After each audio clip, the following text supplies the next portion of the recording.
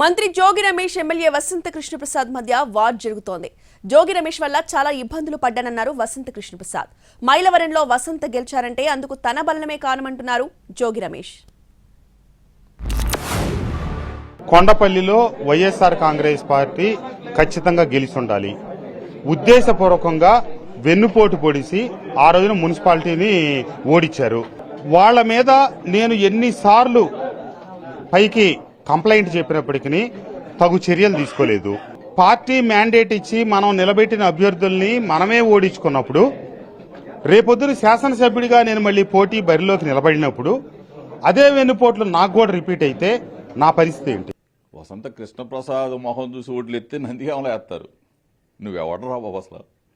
మైలవరం వచ్చి గెలిచావంటే నువ్వెవడరా అసలు? అక్కడ గెలవలేని పనికి మాలిన దద్దమ్మలు ఇక్కడికి వచ్చి నీ మొహం చూసి పెట్టేశారా? ఎవడరా నువ్వు అసలు?